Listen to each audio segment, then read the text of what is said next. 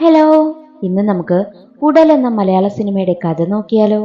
വിവാഹം കഴിഞ്ഞ് കുട്ടിയുള്ള ഷൈനിയോട് അവിഹിത ബന്ധമുള്ള കിരൺ അവളെ കാണാനായി രാത്രി വീട്ടിലെത്തും. വീട്ടിലാണെങ്കിലോ അപ്പച്ചനും അമ്മച്ചിയും ഉണ്ട്. അന്ന് രാത്രി ആ വീട്ടിൽ എന്ത് സംഭവിച്ചു എന്നറിയാൻ എങ്കിൽ നമുക്ക് വേഗം കഥയിലേക്ക് കടക്കാം. സിനിമയുടെ തുടക്കത്തിൽ നായികയായ ഷൈനി തന്റെ കാമുകനും ജൂനിയറായി പഠിച്ച കിരണിനെ ഫോൺ വിളിക്കുകയാണ്. നാട്ടിലുള്ള ആണുങ്ങളൊക്കെ ഷൈനിയെ പറ്റി മോശമായാണ് സംസാരിക്കുന്നതെന്ന് കിരൺ പറയുമ്പോഴോ ഷൈനിക്ക് ദേഷ്യം വരും. ഷൈനിയുടെ അമ്മായിയച്ഛനാണ് കുട്ടിച്ചായൻ. കുട്ടിച്ചായന്റെ ഭാര്യ ഓമന കിടപ്പിലുമാണ്. അവരെ നോക്കാനായിട്ട് ഒരു ഹോം നഴ്സുമുണ്ട്. ഇടയ്ക്കിടയ്ക്ക് കുട്ടിച്ചായൻ തന്റെ ഭാര്യയോട് പോയി വിശേഷങ്ങളൊക്കെ പറഞ്ഞിരിക്കും. ഒരിക്കൽ കിരണാണെങ്കിലോ കൂട്ടുകാരനോട് ഷൈനിയെ പറ്റി പറയുമ്പോൾ സൂക്ഷിച്ചോ, ഇതൊക്കെ പുറത്തറിഞ്ഞാൽ ആകെ നാണക്കേടാണെന്ന് കൂട്ടുകാരൻ അവനെ ഉപദേശിക്കും. ഓമനയമ്മയെ നോക്കുന്ന ഹോം നഴ്സാണെങ്കിലോ ജോലി മതിയാക്കി പോകുവാൻ പോകുന്ന കാര്യം ഷൈനിയോട് പറയും.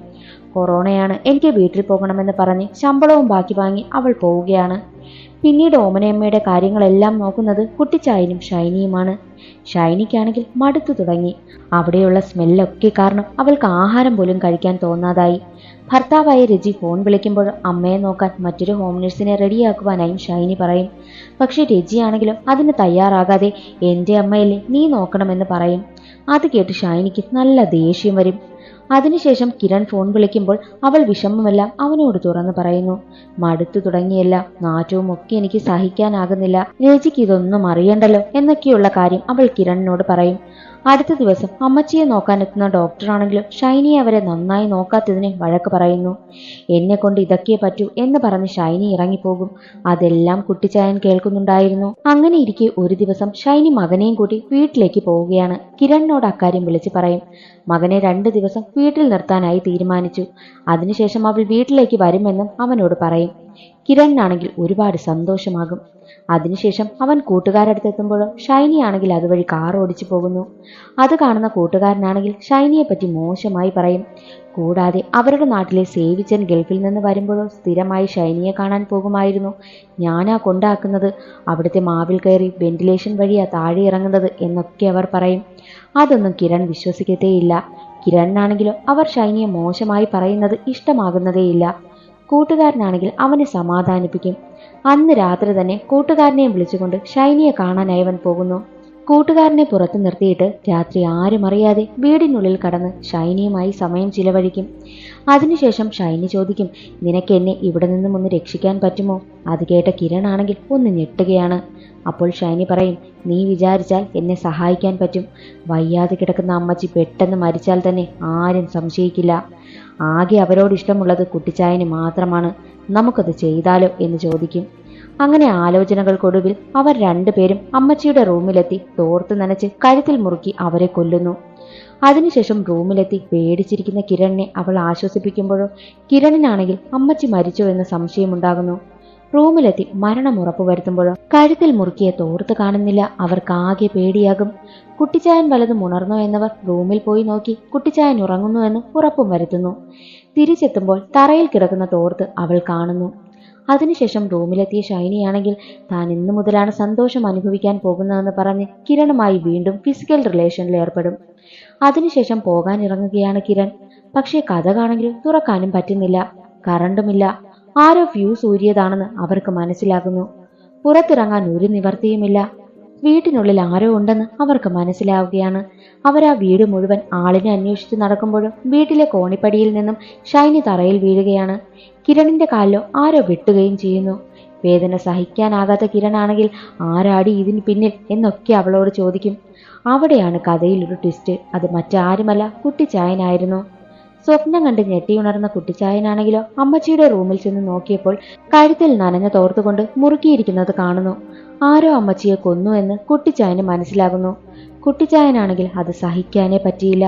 മാത്രവുമല്ല, അമ്മച്ചിയെ കൊന്നതിന് ശേഷം ഷൈനിയും കിരണും സംസാരിക്കുന്നത് കുട്ടിച്ചായൻ കേട്ടിരുന്നു. ഷൈനി വന്ന് നോക്കുമ്പോൾ കുട്ടിച്ചായൻ ഉറങ്ങിയതുപോലെ അഭിനയിക്കുകയുമായിരുന്നു. കുട്ടിച്ചായൻ മകനെ ഫോൺ വിളിച്ചിട്ട് കരഞ്ഞുകൊണ്ട് നേരം വെളുക്കുമ്പോൾ ഇവിടെ എത്തണമെന്നും പറയും. ഷൈനിയും കിരണും എൻജോയ് ചെയ്യുമ്പോഴും കുട്ടിച്ചായനാണെങ്കിൽ അവരെ കൊല്ലാൻ ആയുധം റെഡിയാക്കുകയായിരുന്നു.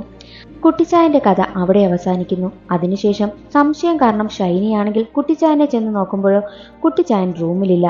കാര്യം മനസ്സിലാക്കിയ ഷൈനിയാണെങ്കിൽ നമ്മൾ പെട്ടിരിക്കുകയാണ്, ഇതിന് പിന്നിൽ കുട്ടിച്ചായന, ഇനി രക്ഷപ്പെടാൻ പറ്റില്ല, അയാളെ കൂടി കൊല്ലാം, അയാൾക്കാണെങ്കിലോ കണ്ണിന് കാഴ്ചയൊന്നുമില്ലെന്ന് ഷൈനി പറയുന്നു. കിരൺ ആണെങ്കിൽ ഷോക്കായി പോകുന്നു. വീണ്ടും ഒരു കൊലപാതകം. അതേസമയം കുട്ടിച്ചായനാണെങ്കിലും തന്റെ ഭാര്യയെ പുതിയ ഉടുപ്പൊക്കെ ധരിപ്പിക്കും. കുട്ടിച്ചായനെ അന്വേഷിച്ച് നടക്കുന്ന ഷൈനിയുടെ കയ്യിലിരുന്ന് മണ്ണെണ്ണ വിളക്ക് പൊട്ടിത്തെറിച്ച് അവളുടെ കൈ പൊള്ളും. അമ്മച്ചിയെ പുതിയ ഉടുപ്പൊക്കെ അണിയിച്ച് കിടത്തിയിരിക്കുന്നത് അവൾ കാണുന്നു. കുട്ടിച്ചായനെ തേടിയെത്തുന്ന കിരണിനെയും ഷൈനിയെയും കുട്ടിച്ചായൻ നന്നായി ഉപദ്രവിക്കും. കുട്ടിച്ചായന് കണ്ണിന് മാത്രമേ കാഴ്ചയില്ലാത്തുള്ളൂ, കേൾവി ശക്തി കൂടുതലുമാണ്. ഒരു ഘട്ടത്തിൽ ഷൈനിയും കിരണും കുട്ടിച്ചായനെ അടിച്ചിടുമ്പോഴും കുട്ടിച്ചായൻ അവരിൽ നിന്നും രക്ഷപ്പെടുകയാണ്. വേറെ വഴിയില്ലാത്ത ഷൈനിയാണെങ്കിൽ മുന്നിൽ വന്നില്ലെങ്കിൽ അമ്മച്ചിയെ കത്തിക്കുമെന്ന് ഭീഷണിപ്പെടുത്തും. അത് കേട്ടതും കുട്ടിച്ചായൻ മുന്നിലേക്ക് വരും. കുട്ടിച്ചായനെ വീണ്ടും അവർ ഉപദ്രവിക്കും. കുട്ടിച്ചായൻ വീണ്ടും അവരിൽ നിന്ന് രക്ഷപ്പെടും. എന്നിട്ട് പോലീസിനെയും വിവരമറിയിക്കുകയാണ് കുട്ടിച്ചായൻ. കുട്ടിച്ചായൻ പോലീസിനെ വിളിച്ചു എന്ന് മനസ്സിലാക്കിയ ഷൈനിയാണെങ്കിലോ അടുക്കളയിൽ പോയി കത്തിയെടുത്ത് കൊണ്ടുവന്നിട്ട് ഷൈനിയാണെങ്കിൽ നിന്റെ കൂട്ടുകാരനോട് അകത്ത് വരാൻ പറയാനായി കിരണിനോട് പറയുന്നു. കിരൺ ആണെങ്കിൽ ഫോൺ വിളിച്ച് അവനോട് കാര്യം പറയും. കൂട്ടുകാരനാണെങ്കിലും വീടിന് മുന്നിലെത്തുമ്പോൾ കഥകൊക്കെ ലോക്കായിരിക്കുകയാണ്. എന്തു ചെയ്യുമെന്ന് കൂട്ടുകാരൻ വിളിച്ചു ചോദിക്കുമ്പോൾ മാവിൽ കൂടി കയറി വെന്റിലേഷൻ വഴി താഴെ വരാനായും ഷൈനി പറയും. അത് കേട്ട കിരണിന് കൂട്ടുകാർ പറഞ്ഞത് ഓർമ്മ വരും. എടീ, നീ ഭൂലോക പിഴയായിരുന്നല്ലേ എന്ന് ചോദിക്കുമ്പോൾ എനിക്ക് സ്വഭാവ സർട്ടിഫിക്കറ്റ് തരാൻ നിൽക്കാതെ രക്ഷപ്പെട്ടു പോകാൻ നോക്കാനായും ഷൈനി പറയുന്നു. അകത്ത് കയറിയ കൂട്ടുകാരനാണെങ്കിലോ കുട്ടിച്ചായനെ കൊല്ലാനായി പോകുമ്പോൾ കുട്ടിച്ചായൻ സെറ്റ് ചെയ്തു വെച്ചിരുന്ന എണ്ണയിൽ തന്നെ അവൻ തറയിൽ വീണ് കാലും മുറിയുന്നു. അതോടെ കുട്ടിച്ചായൻ അവന്റെ തലയും അടിച്ചു പൊളിക്കും. അതെല്ലാം കണ്ട ഷൈനിയാണെങ്കിൽ ഇനി രക്ഷയില്ല എന്ന് മനസ്സിലാക്കി രജിയെ ഫോൺ വിളിച്ചിട്ട് ഇവിടെ ആരോ കയറി കുട്ടിച്ചായന്റെ കരച്ചിലൊക്കെ കേൾക്കുന്നു എന്ന് പറയും. ഷൈനി സംസാരിക്കുന്നത് കിരണും കേൾക്കുന്നു. എല്ലാത്തിനും കൂട്ടുനിന്നിട്ട് ഷൈനിയുടെ പെരുമാറ്റം സഹിക്കാനാകാത്ത കിരണാണെങ്കിലും അവളെ തല്ലും. രണ്ടുപേരും തല്ലുകൂടുന്നത് കുട്ടിച്ചായൻ കാണുന്നുണ്ട്. ഷൈനിക്ക് 2 കൊടുത്തതിന് ശേഷം കിരൺ ആണെങ്കിൽ കുട്ടിച്ചായനെ കൊല്ലാനായി പോകുമ്പോൾ മരിച്ചു കിടക്കുന്ന കൂട്ടുകാരനെ കണ്ട് അവന് ഒരുപാട് സങ്കടം വരും. എന്നാൽ കുട്ടിച്ചായനാണെങ്കിലോ ഗ്യാസ് സിലിണ്ടർ കിരണിന്റെ തലയിലിട്ട് അവനെ കൊല്ലുകയാണ്. അതിനുശേഷം ഒളിപ്പിച്ചു വെച്ചിരുന്ന ഫ്യൂസും എടുത്തേറ്റുന്നു. കതക് തുറക്കാനായി പോകുന്ന കുട്ടിച്ചായനെ ഷൈനിയാണെങ്കിൽ കുത്തുകയാണ്. അവളുടെ തലയ്ക്ക് അടിച്ചിട്ടിട്ട് കുട്ടിച്ചായനാണെങ്കിൽ വായിൽ ഒളിപ്പിച്ചു വെച്ചിരുന്ന താക്കോലെടുത്ത് കതക് തുറക്കും. അപ്പോൾ പോലീസും വന്നിരുന്നു. നേരവും പുലർന്നിരുന്നു. എല്ലാവരെയും ആംബുലൻസിൽ കയറ്റുന്ന സമയം രജിയാണെങ്കിൽ അവിടെ എത്തും. കുട്ടിച്ചായൻ രജിയെ കാണുമ്പോൾ അമ്മച്ചിയുടെ കാര്യം നീ നന്നായി ചെയ്യണം, ബാക്കിയുള്ളവരുടെ കാര്യം ദൈവം നോക്കുമെന്ന് കുട്ടിച്ചായൻ പറയുന്നു. അകത്ത് പോയി നോക്കുന്ന രജിയാണെങ്കിൽ രക്തമൊക്കെ കണ്ട് ഞെട്ടിപ്പോകും. കുട്ടിച്ചായൻ ഒരുക്കി കിടത്തിയ അമ്മച്ചിയെ കണ്ട് രജി കരയുകയാണ്. അതോടെ സിനിമയും അവസാനിക്കുന്നു. ഇന്നത്തെ ഈ വീഡിയോ എല്ലാവർക്കും ഇഷ്ടമായെന്ന് കരുതുന്നു. ഇഷ്ടമായാൽ ഒന്ന് ലൈക്ക് ചെയ്ത് സപ്പോർട്ട് ചെയ്യാൻ മറക്കരുതേ. അടുത്തൊരു സിനിമയുടെ കഥയുമായി കാണാം. അതുവരെ എല്ലാവർക്കും ബൈ.